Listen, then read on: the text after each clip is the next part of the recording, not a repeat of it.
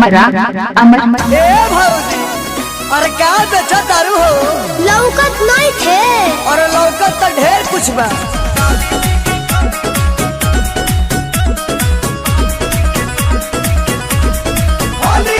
Angle music Kumar Ramesh की प्रस्तुति।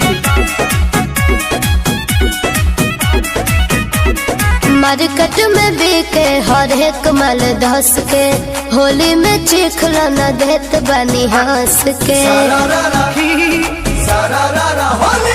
Market में बिके हर एक माल धस के, होली में चिखला न देत बनी हंस के। एक एगो पलेट लेके आपस में बांट लो, एक एगो पलेट लेके आपस में बांट लो। साली जी के काट लो या भाभी जी के चाट लो। मरा अमर साली जी के काट लो या भाभी जी के चाट लो।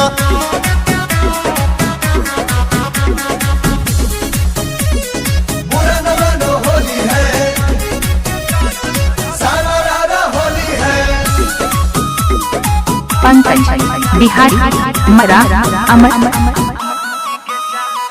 बेचली भौजी चौक पछोला, बेचली भौजी चौक पछोला। होली के बहार में लहार लूटे डोला बोलो होई रे जाए तो काफी बा बे होली भर माफी बा।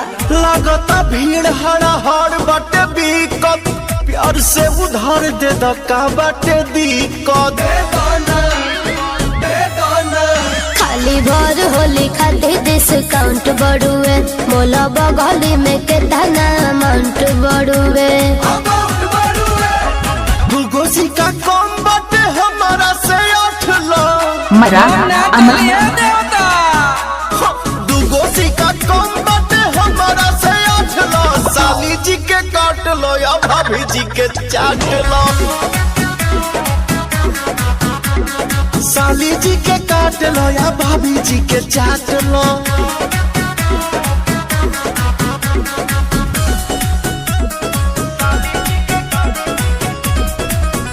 पंकज बिहारी मरा अमर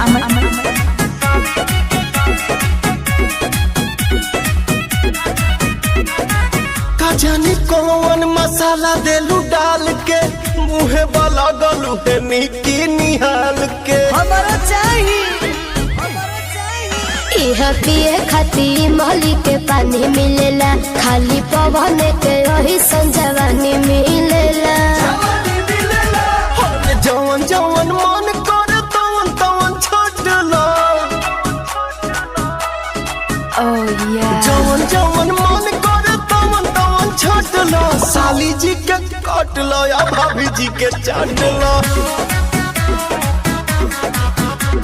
साली जी के काट लो या भाभी जी के चाट लो। मरा अमर